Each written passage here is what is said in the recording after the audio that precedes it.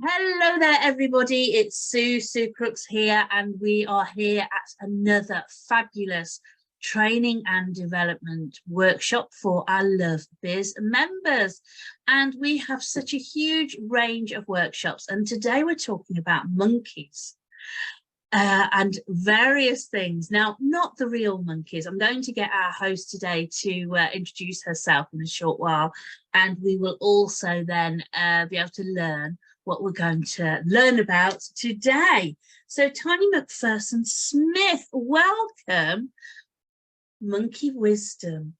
Would you like to introduce yourself, share a little bit about what you specialise in, maybe a little bit about your own journey, and then it's over to you. And everybody, please just pop your questions in the chat box and we will come and ask those right at the end.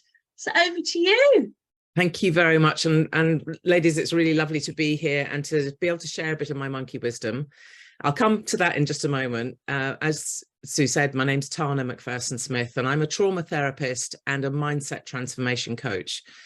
But I was a teacher for very, very, very many years until pressure from everything that I was going through and had been through as a child took its toll on me and erupted in a way that none of us had expected. Looking back, I should have seen the signs, but being like so many women, and I'm like so many of you, I'm sure, I put the mask of coping and happiness and everything being fine on my face firmly every single day for very, very many years.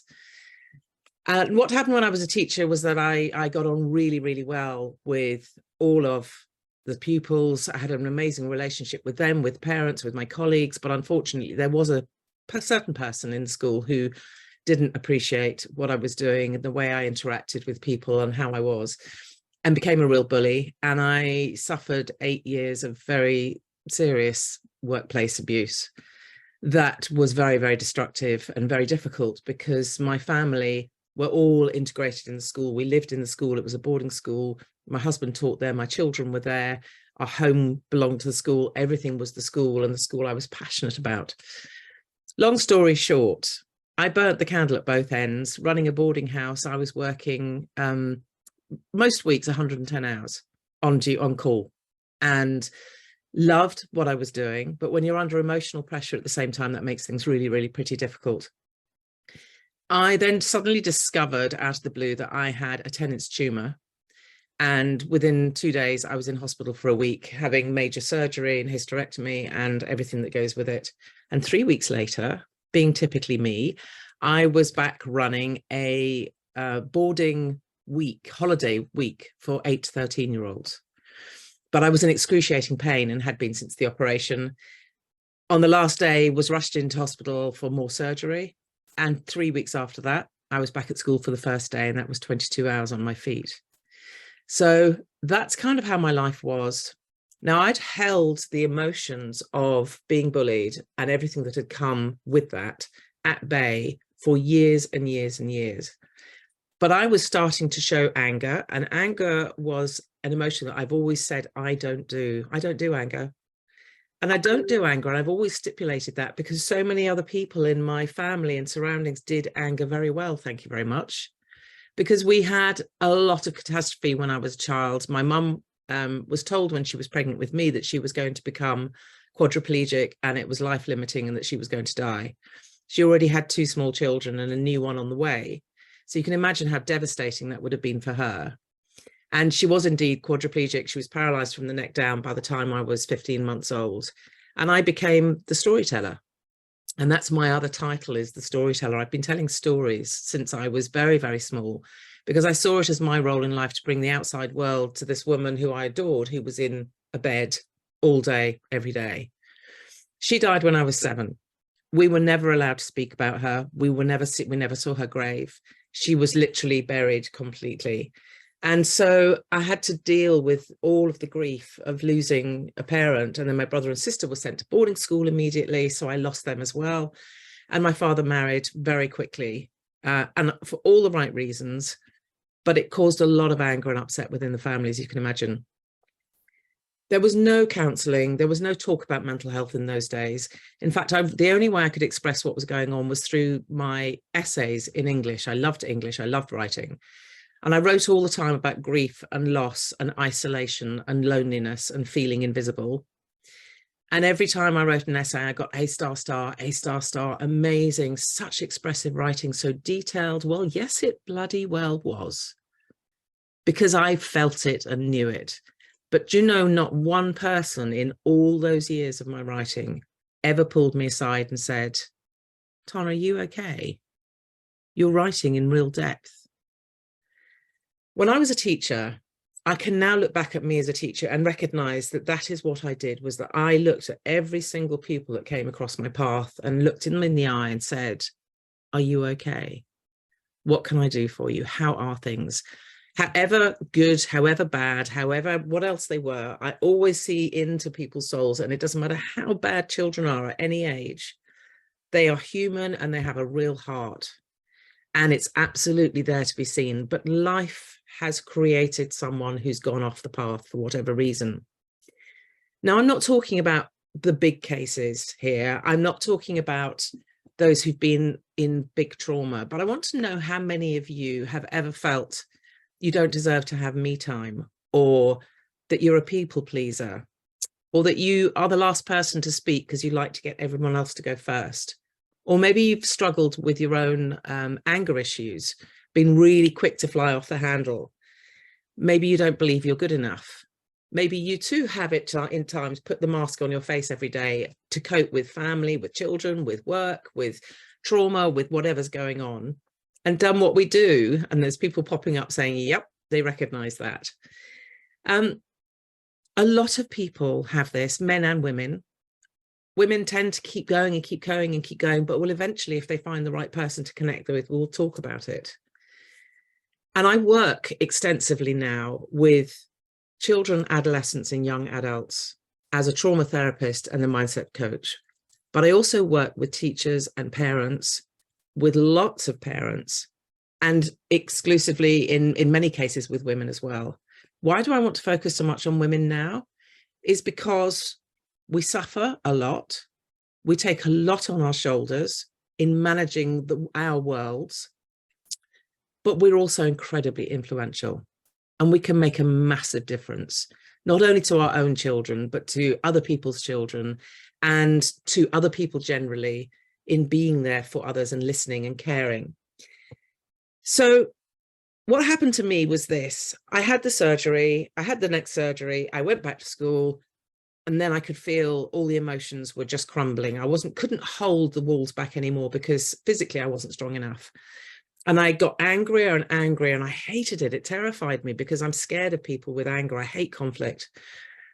On February 13th in 2013, I felt too angry to teach. I thought it wasn't fair on the kids. I took myself for an early yoga class, went into the yoga class, came out feeling just as bad, got on a dual carriageway to drive home, 7 o'clock in the morning, unusually no traffic on a Friday morning. An ambulance comes in the opposite direction, suddenly puts on its sirens, puts on its flashing lights, and shoots away past me to rescue somebody else. And that was the key element of that. At that moment, as it sped past to rescue someone else, it was as if someone had pressed a switch. And I put my foot on the accelerator, and I was doing 85 and then 90 miles an hour. And I was looking for a tree on the side of the road with which to connect. This was not ever about taking my life. I never wanted to. I love my life. Despite everything that's gone on, I love my life. This was in my head. I heard, if I'm injured so badly that I'm in intensive care, then they will know the damage they've done. They being the person who had perpetrated all the bullying and all the people who knew that it was happening and who did nothing about it, which I know is incredibly common in the workplace. The last thing I saw was the tree trunk in the middle of my windscreen, literally there. I went through the whole sensation of being in a head-on collision, my legs getting broken under the seat, my head's hitting the bag, and then this blanket, this weighted blanket of silence coming over me, and just waiting for the sound of a sirens, of an ambulance coming to rescue me. That didn't actually happen. In my mind, it was real and it happened in slow motion. What the truth of it was, I came to about 200 or 300 meters down the road, having clearly spun several times, completely physically unharmed, but utterly, utterly broken and in pieces. Managed to get myself back to the school and into the school doctor, who was horrified because I used to usually bounce in with other pupils and things. And I was inconsolable. And I was referred to a psychiatrist. I was invited to go into London to a psychiatric hospital for 3 days of assessment. Husband wanted to take me. I said, good God, no, go to work, go and do what you need to do. I'll just get on a train. It's not a problem. I'm fine. I'm fine. I went into London, started my 3 days of assessment, and I didn't come home for 6 months. I had had such a severe breakdown that I was in the worst possible place. Now, I can say with hand on heart that I would not have wanted to have experienced anything that led me going into there. The trauma of losing my mum, everything that happened thereafter through my teens and so on, years of sort of sexual predation, and I'll explain why that's important in a moment, and then the bullying, and then the surgery and everything that came on top of that, which I know was the result of all the stress that I was under, because stress is medically the #1 killer, because it causes all these other illnesses to occur, like strokes and cancers and heart attacks and so on. So I was in hospital for that very, very long time, and I wouldn't have wanted to experience everything I experienced, but I will say with honesty, I would not have missed it for the world. Because what I learned in those 6 months and in the 10 years since then, and it's my 10-year anniversary this year since I left, has been so extraordinary. I felt I couldn't go back to the school, much as I loved it with a passion, because it was too toxic and I knew it was dangerous. So I had to pull myself out of the career I loved and start to really think about what was going on. But the key thing about being in hospital was that I spoke to everybody, and patients were coming. Nobody was in there for more than a week or two. So I was talking to everybody, and I always realized it went back to our childhoods. And for some, yes, there was very obvious trauma, and one could understand why they may have ended up having a mental health crisis later on. But for the vast majority, they were like you and me. They were business owners, they were bankers, lawyers, parents, teachers, young people, young new mums, divorcing husbands. They were just ordinary people. And they couldn't name major trauma, but life had just taken its toll. So I wanted to understand what it is that happens to all of us, that so many are having mental health problems now. Really wanted to understand. So I've been studying it and researching it and talking to people and trialing a million therapies to understand what difference I could make or could be made in changing the face of mental health. And it really is my driving passion to change the face of mental health by putting the focus on prevention. And that's really where I think our money needs to go. And the prevention is by stopping it from starting in the first place, by everybody who has any interaction with children as parents or aunts and uncles or teachers or carers or anybody really understands the influence of every single moment of our behaviors with children in what they develop as their beliefs in their deep conscious, subconscious, because it's that actually influences how we behave and how we respond to the rest of our lives, whether we're going through to our teenage years, through our 20s, we're starting work, we're becoming parents, we're facing, trauma and drama. How we deal with that literally starts within the first 7 years of our lives. In fact, it starts even earlier. It starts with our ancestors. Because if your ancestors have suffered with depression or anger or have been through really traumatic incidents, those elements can actually be passed down through the generations on a cellular level. And if you had a great grandfather who had schizophrenia and depression and so on, it doesn't mean that you're going to have it, but it means that you could have a greater chance of developing depression than someone else might have. Now, for me, my mum being told that she was going to become fully paralyzed and die when she was 4 months pregnant with me, you can imagine what that did to her in terms of the fear and the anger and the disbelief and the shock.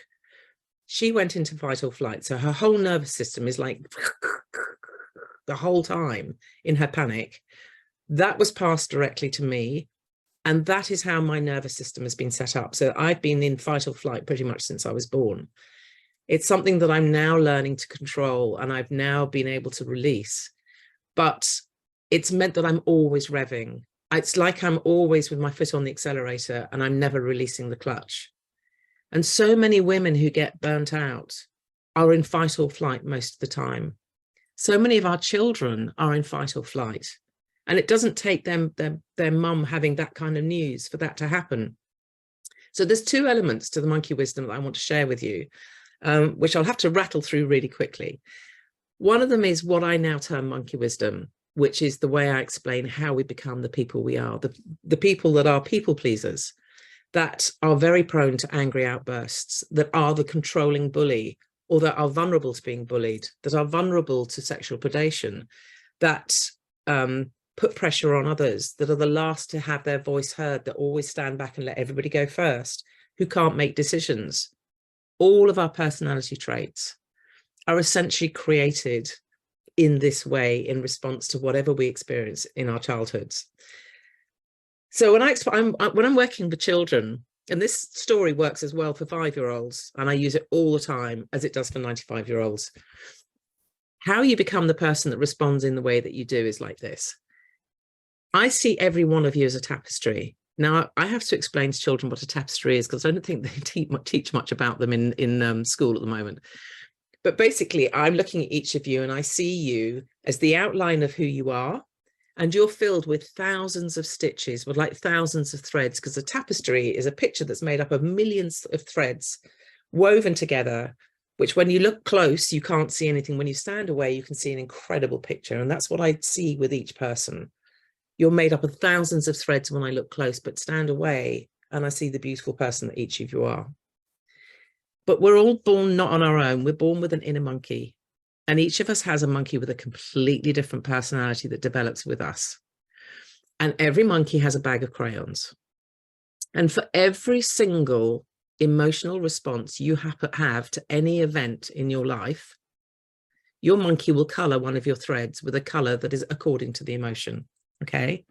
So to give you some examples, you've got a child that is at nursery school, comes running out of school at midday, really super excited to see mum or dad or whoever's picking them up and show them their picture and tell them about their day, and they're full of energy. And they come out and mum or dad has got this in their hands, which I see all the time. And they go, hang on a minute, darling. I just need to finish this text. I've just got to finish this work email. I'll be with you in a minute. Small children don't have minutes to wait. The bubbles burst, the enthusiasm's gone, and it's like, oh. And the monkey says, well, you know, how does that make it feel? The child feels sad, fed up, maybe not important. And the monkey colors, and it's a different color for everybody, but for most that might be a brown or a black or a dark blue. Let's call it blue.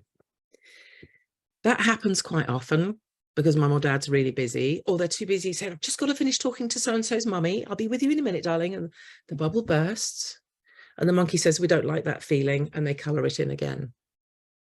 Maybe that's the child who, when he was potty trained, there was a big party, wonderful family, really loving. We're not talking major trauma. We're talking minute by minute, tiny incidents that none of you will remember. He's potty trained. He can't find the potty. He's pulling on people's jerseys and saying, you know, where's the potty? Where's the potty? And everyone's too busy until he wets his trousers. Then everybody pays him attention. Why didn't you ask for the potty? Why have you done that? And the monkey goes, we tried, but none of you took any notice. How does that make him feel? Not loved, not important, colors it in. You're the kid at primary school and the teacher says, right, you are going to choose teams and you're always the last one to be chosen. How does that make you feel? Not important, not loved. You're the kid that everybody calls, you know, others will say, oh, that fat girl over there. Oh, I'm not playing with her. She's too fat. That single word gets coloured in for the pain that it causes. Now, when we're talking to children, one always says, you know, oh, they don't mean it, dear. Don't take it to heart. Well, your monkey's taken every bit of it to heart and is recording all of that. And what happens is that all of these different incidences build up patterns of beautiful pictures of bright colours where you're having lovely celebrations and lovely hugs and nice times. But there can be simple things that happen on a regular basis that make you feel not important. And when this patch of these dark colors gets big enough, it forms what we call a limiting belief. We all have them. And a limiting belief almost always starts with the words, I'm not good enough. I'm not good enough to be loved. I'm not good enough to do well at school. I'm not good enough to meet my parents' expectations. I'm not good enough to be in the team. I'm not good enough. I'm not good enough. I'm not good enough. And when you feel not good enough, you hold back. Children who are bullied a lot at primary school, the monkey will record of how awful that feels to be bullied. And the monkey's job for the rest of your life is to keep you safe. And the monkey will take that child and go, right, when you go to secondary, we'll make you the bully, so you can't get hurt anymore. So the kid turns around and becomes the one, the monkey, every time they walk in the school playground, the monkey goes, that kid looked at you wrong. We'll have him later. And so this is how one develops this need to keep quiet, you know, a real bookworm. At a prep school, I know I had a client, a lad at a prep school, loved books, really intelligent, very sporty prep school. He was not sporty. And so the kids used to bully him mercilessly about being the bookworm and Billy Four Eyes and all the rest of it. And so his monkey held him back and said, don't put your hand up in class and answer any questions. Don't talk about your love of books. Don't tell anybody about it at all, actually. In fact, just recede into yourself because it's safer that way. I had another girl who was 14, has tried to take her life many times over the last 3 years. And it transpires the reason for that is that she was called fat, one single word, many times over her primary school years. And what happened, she wasn't being called fat in secondary school, but effectively she had become like a chrysalis round a butterfly. You know, she's the chrysalis, you know, containing this spirit that it wants to blossom but can't. And in this chrysalis armor, she's got darts that are sticking in the back with little flags under each dart with the word fat. And she's wearing that great big heavy piece of armor and she's carrying it around with her and she's projecting it forward so that she sees herself as being not worthy, of no interest to anyone. No one likes her because she's fat. She's not remotely fat. She wore her hair with her down across her face like this so that she could keep herself hidden. And we did an exercise where I got invited to actually unzip this chrysalis armor and step out away from the weight of all this stuff that she'd been dragging with her as a child.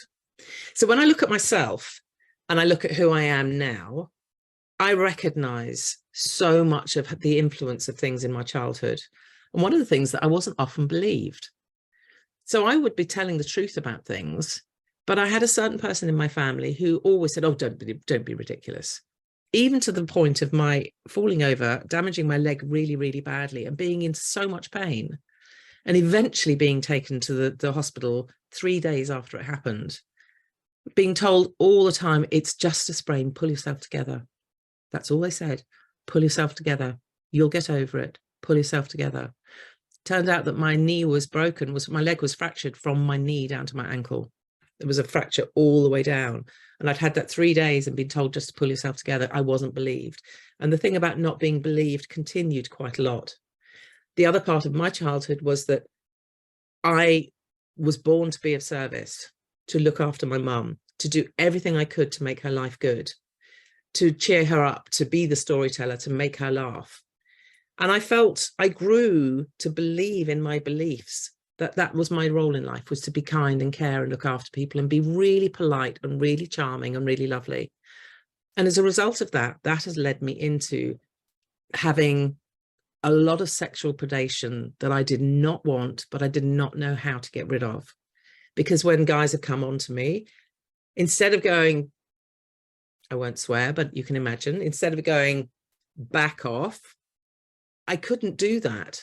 I'd say, oh, you don't want to do that. You don't want to kiss me. You really don't. There's much nicer people out there, because I didn't want to be rude and offend them. But that apparently is quite a come on. So I couldn't protect myself because I didn't have the capacity. And I see this in everybody. And I pull threads on everybody when I'm talking to them, even the strongest, smiliest, happiest type people.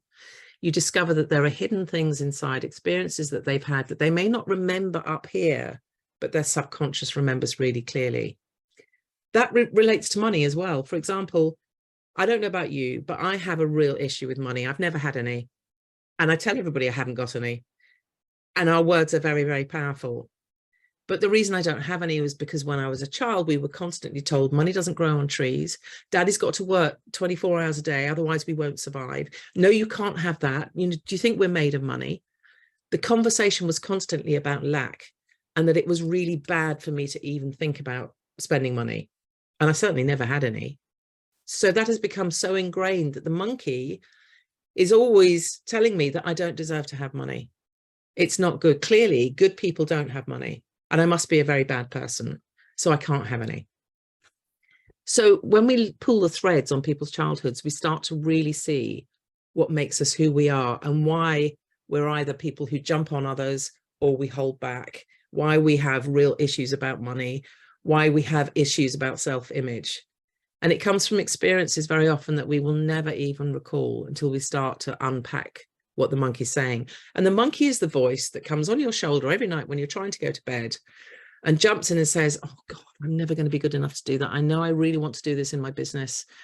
Or I never get, there's no point in me applying for that award because I know I wouldn't be good enough. It's the voice in your head is this monkey. And if you can visualize a monkey, even go onto TikTok or onto the internet and actually look and see the pictures. There are millions of monkeys, and I get kids and people to do this, and you'd go, oh my God, that's my monkey. When you can visualize it, you can start pushing it away and muting the monkey and not listening to that voice. There's another thing that actually is very important in our lives, and that's called our primitive reflexes, which are part of our formation from the minute we're conceived. And there are hundreds of them. And each of them is meant to trigger the next part of our neurological development. And they are really key in helping us to function on a normal level. But it's like having dominoes that have all been stacked up one behind the other. And you knock one down and they push the next one, as does our nervous system in its development. But every so often, one of the dominoes drops out and there's a glitch. The system keeps going, but there's something that's fallen out of place. These are really key. And very many of us have got what we call retained primitive reflexes, which the vast majority of people have no knowledge about. If you're a parent or a grandparent, if you teach, if you have any interaction with children, if you have partners, you will know there are certain traits of behaviors. There's people that are really animated. There are people that are really sluggish. There are people who are clumsy, people who can't ride bicycles because they have no balance, people who are have things like ADHD. They can be triggered and caused by having retained primitive reflexes. And we just don't know they're happening. I don't know if anybody of you know anyone who writes with their head on their hands like this. It's something we used to see in the classroom all the time. That is just a retained reflex. And you can tell until you're blue in the face, sit up, sit up. That child can't sit up. That person can't sit up when they write because their reflex is telling them to curl into the fetal position. That's the reflex that when a baby's head is pushed down, it automatically curls into the fetal position to help that baby get through the birth canal. But once you're born, we're not going to keep being reborn. You don't need it anymore. It's supposed to develop through into something else. And occasionally it gets stuck. And that then causes that person, whenever they look down, to curl up and they'll be writing with their head on their hands. The fight or flight getting stuck is really common. We all need the fight or flight adrenaline rush because that's what protects us from being eaten by saber-toothed tigers. It's from eons back then. We need it to keep us safe in case someone jumps out on us, or we hear an explosion and we think there is an explosion, and then your brain tells you, oh no, it's a backfiring car. We can calm down. The fight or flight reflex is there to fill our bodies with adrenaline so that we can either run away fast or we can fight fast. 99% of the time, there's no major reason for that. And the brain goes, oh, it's okay. It's just an alarm. We can calm down. But if your fight or flight reflex is stuck, it means that your adrenaline is pumping all the time. And so one gets more anxiety and more agitation and more stress in response to the world around you. And where a little thing that goes wrong means nothing to somebody, it's catastrophic for somebody else. So there are a lot of things in our reflexes that cause the person that we are today. And I actually just wanted to really share very quickly, if I may. Can I share a little, oh Lord, what have I done with it?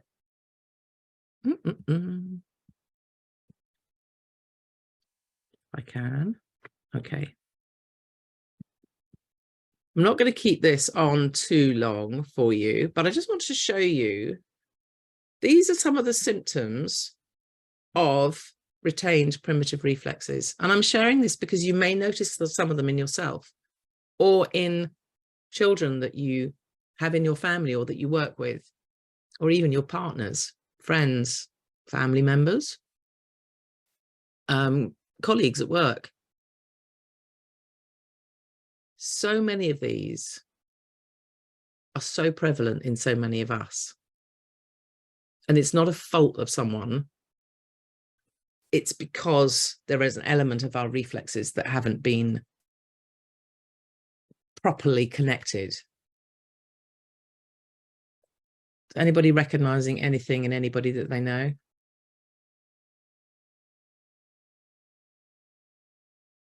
It's quite a list, isn't it? Once you're aware of this, it's awful when you go out, because you start seeing, I can spot people a mile off. And you just want to go up and say, you know, there is something you can do about this that's really, really simple, that would really make such a difference. And there are ways of working with this and releasing and the nervous system to develop in the way that it should have done, so that one can really help with separation issues and mood swings and uncontrolled behavior and the need to even hand and eye coordination. Sleep problems can even be related to your retained primitive reflexes. So what do we do with all this information? Being aware of your life story, of the things that have happened to you in your life, really can make a huge difference. Just going to stop sharing that. Understanding that there will be things in your life that have created the person that is overly helpful, or is revving hard, or that you have difficulties with money, or with food, with addictions and things. These can all come from experiences we've had in our childhood. And once you start working with people to change their thinking, you can really make transformation, because it is a known fact now, scientific and medical known fact now, that we are essentially what we think. And what we fill our heads with is what we create in our lives. So with me always thinking, oh, I don't have any money and I can't have any money, and having those negative thoughts holds me in a pattern of not having any money. And when I deliberately change my thinking into, I absolutely have such a great relationship with money and abundance, always money, clients, money from things I never even knew I could possibly get money from, just come in my direction. And this is what I try and teach people, is to really understand the power of our thoughts. Absolutely everything we think has an impact on what happens day to day. When I first started discovering about this, I wanted to really trial the power of my thinking. I thought it was nonsense, and I just thought, but I'm really curious to understand things. We hadn't been on holiday for years, and my children were 13 and 19, and it's the one thing I'd always wanted to do, was to take our children on holiday and travel together. And we'd only been able to pay for one to go on a school trip, or the other one not for all of us to go together. So I made a decision that I really am going to create these holidays and see whether all this stuff is nonsense or whether there's a reality in it. So I said to the family, we're going to go abroad this summer. And my husband went, yeah, right. What with? We've got nothing in the bank. I went, I know, but we're not even going to talk about money. We're not even going to talk about how. We're just going to know and behave and engage our imaginations, which is the most powerful tool that we have. And we're just going to make believe that we're going, and we're going to tell everybody we're going, and we're going to plan it, and we're going to decide the kind of place we want to go. Anyway, we engaged in that as a family. We decided that as a family, we'd do this as an experiment, and we got really excited. And the whole key element of using your imagination is to bring up all of the emotions for that good event and flood your body with them. So we talked about it over dinner. We said, okay, so there's going to be a beautiful pool, absolutely amazing. And we're going to play all these games in the pool. And a stunning beach, and just time to be together, and we're going to do all these fun things, and the weather's going to be amazing, and we told everybody we were going away. No idea where, but we're going away. Then I thought, well, actually, if we're going away, I need to do the things to prepare us, and discovered that one of the passports had run out. So I changed the passport, and then discovered that none of our holiday clothes fit anybody. So we got some new holiday clothes, and I packed the suitcases with the passports, put them on the bedroom floor.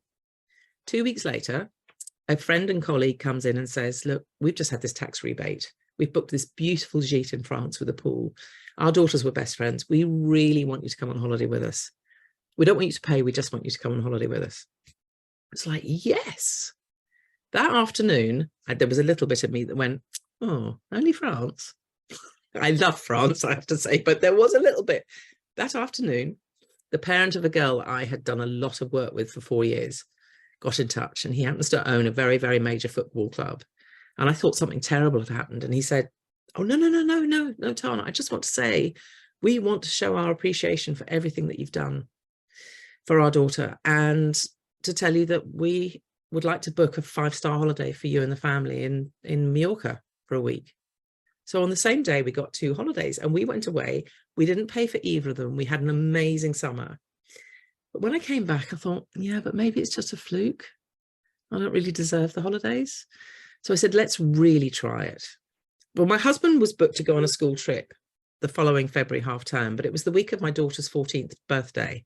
So I said to her, let's really put this to the test. Let us go away for a week together, have a girls' week away. I will take you anywhere you want to go. And she comes straight back and goes, oh, you know, I've always wanted to go shopping on Fifth Avenue in New York. And I thought, oh my God, that is so expensive. And I looked up the flights, it was like £1,200 a piece or something. And it was like, oh, a long time ago, by the way. Anyway, I went, I promised you I'd take you wherever you want. I will take you to New York in the February half term. And I said, and we have to know this is what we're doing. She was beside herself. So she got a Terra Mundi pot where you can collect money. And she started walking people's dogs and doing all these amazing things to earn her own money to spend on Fifth Avenue. We told everybody we were going to New York. Every night we'd go on the internet. We went through everything on Broadway, all the sites, the different restaurants, the hotels. We found all the shopping outlets, the retail outlets where we could save money and how we'd go there. And we got really excited. And the key thing is not just about going through the motion, but actually flooding your body with the emotions that you would feel if the thing you're focusing on is happening as if it's happening right now. So we got really excited and we felt so different. Anyway, long story short, apologies for taking so long. The thing is not to plan how you're going to make the outcome. The thing is just to allow it to happen and know that it will happen. Out of the blue, I get an invitation to a ball at Madame Tussauds from a school I hadn't taught at for years. It's like, okay, why do I want to go? Because it's a charity ball, and I organised loads of charity balls, and I was curious to see what it would be like at Madame Tussauds. I thought I might find some old friends. Turned up, wondered why the hell I'd turned up, didn't know anybody. I knew 2 old former colleagues, and that was it. And all these parents of other people's kids that I knew nothing about. So there's 650 people in the room, and we start by playing heads and tails, which is a game where they toss a coin and they say, is it going to be heads or tails? You put your hands on your head if you think it's going to be heads, and you put it on your butt if you think it's going to be tails. We play the game, and it's an elimination game, and the numbers are going down and the numbers are going down. And then eventually there's just 8 people on the stage, and I'm one of them. And then there's 2 people on the stage, and I'm one of them. And this older gentleman goes, well, it has to be ladies first. So when they toss the coin, I put my hands on my head. And then I won. And I've never won anything. And there was a big Jeroboam of champagne on the table. I was so excited. And I said to the compere, oh my God, is it this? Is it the champagne? He went, no, it's a trip for 2 to New York. And my daughter and I did that trip in New York, and we didn't pay a penny. She took the money. She'd raised $650 by the time we went. And she spent her own money on Fifth Avenue and in the retail outlets. And we had an incredible time. That said an awful lot to me. And I started to realize that I'd been unconsciously creating all the way through my life. I started to see where the patterns happened, and I started to research and study. And you'll see behind me, there's quite a lot of books. And this is just a tiny, tiny amount of books. There are amazing people like Dr. Joe Dispenza, who was a chiropractor and a triathlete. And when he was 23, he was in a race and he was coming down the hill at speed, and a truck shot out of the side, ran him over and crushed 6 of his vertebrae, leaving him paralyzed from the neck down. And the 4 different consultants said, you are paralyzed and you always will be, but what we can do is we can shave off the wings of your spine and put 2 rods in, and we can at least sit you up. And he went, no, if there's a power strong enough to create me, there's a power strong enough to help me heal. So he eventually was put on a bed, a hospital bed in a friend's apartment, face down. And he made a decision that he was going to visualize using his imagination and trying to be excited that each of his vertebrae was whole and clear. So he started with his coccyx, but every time he said, every time I have a negative thought, I've got to drop it down. I've got to start at the bottom again. And he couldn't get off the starting block, because the minute he started trying to imagine that his spine, each vertebrae was whole and pure, he'd think, I'm never going to work again. I'm never going to have children. I'm never even going to have a partner. I'm never going to stand up. I'm never even going to see the world. And he was an absolute hell and turmoil for 6 weeks. Then he started to be able to get a little bit up his spine and visualize, okay, these ones are perfect, before he had a negative thought and went back to the beginning. And then he got a little bit higher, and he did this all day, every day, and started to get really excited about the fact that he would do all those things. He would be a dad. He would have his life back. 10.5 weeks, he got off his bed and went to work. Completely healed his spine. And he said, when this happens, not if, when I heal my spine, I will commit the rest of my life to proving this is possible and teaching everybody else how to do it. And that's exactly what he's doing. And he's now got it proved scientifically and medically with teams across the world that the power of our thoughts to make our lives happen the way we want them, or for them not. Now, we can't account for anybody else and what they do within our lives, what they do to us.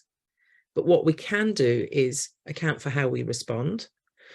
But we can also create the lives that we want by changing what's going on in our head, by shutting down the monkey and actually bringing up and flooding your body with the excitement of whatever it is that you want to happen, as if it's already happening today and right now. And it's incredibly powerful. I've, since all of my issues when I was in hospital and everything, I had cancer. And I made a decision, absolutely, it wasn't going to be an issue for me. I was very fortunate that I didn't have to have any of the chemo and so on. I had 11.5 hours of surgery. And I was told that my breast was completely full of cancer cells. It was just solid cancer cells. They could not believe that not one of them had passed through.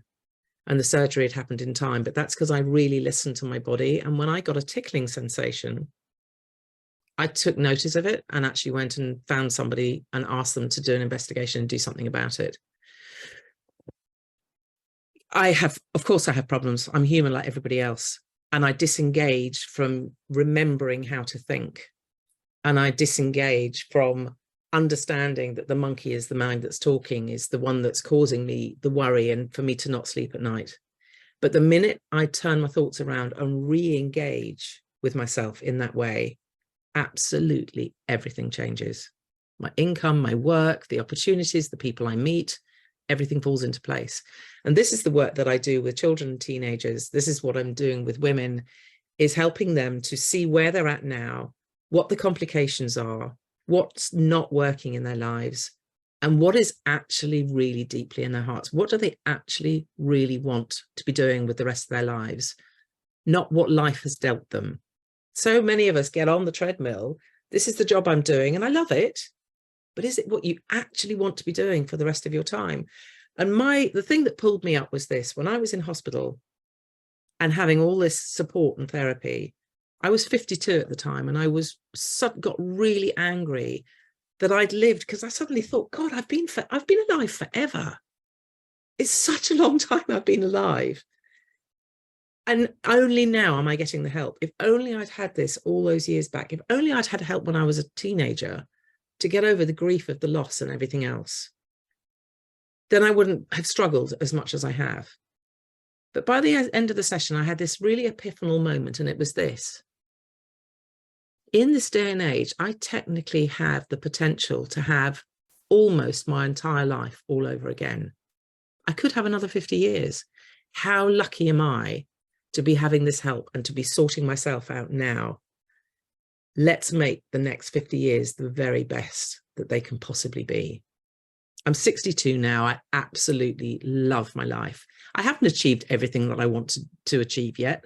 I'm still a work in progress, but I know the transition that can be made, and whether it's through illness, through past stuff, understanding who you are and the power of your mind is just critical to everything. And to know that if you use your imagination, and please, if you work with kids or you have grandchildren or children or whatever, get them to jump into their imagination and actually really feel in their heart what they want to do with their lives, and let them know if that's what they want, it's eminently possible, whoever they are, because too many kids believe, because of what everybody says to them and because of the monkey voice in their head, that they aren't capable of doing what they really want to do. And actually, some of the most capable, amazing people in this world are those who've been through the biggest struggles in their childhoods. We can change the face of mental health by changing the way we interact with children, by taking seriously every word of bullying and put down that they get, and nurturing them to really use their imagination and believe that actually they can, not if, maybe one day, but they absolutely can. And it's never too late for any of us either. You absolutely can. We absolutely are what we think. And I'm going to leave you with that. Wow. Oh my goodness. Oh my goodness. I say it very often, but I feel listening to you quite emotional, if I'm being honest. And I would imagine other people would, just to hear your story. In fact, I've gone majorly, you won't be able to see it, but I've gone totally goosebumpy. Goodness. I don't know. Oh, wow. Sorry. I feel like I've had my own counselling session just now. Do you know, I feel the same, Rosie. I feel that today was meant to be, because there's stuff, and I'm sure other people have got stuff happening in their life, that today was meant to be the day we listened to. I can relate to so much of what you just said. Yeah. I actually nearly cried at some points. I had to sort of take myself away from it a little bit because I felt quite emotional over certain points. I'm going to now say thank you so much. How do we connect with you and contact you? Let's just make sure, before I finish the recording, how can we contact you? So my organisation is ClearMinds Education. So it's just Tana, T-A-N-A, like banana, Tana at clearminds.org. Just drop me an email. I would love to connect, or you can find me on LinkedIn. Thank you so much. I'm going to end the recording and then we're going to open questions. Thank you so much.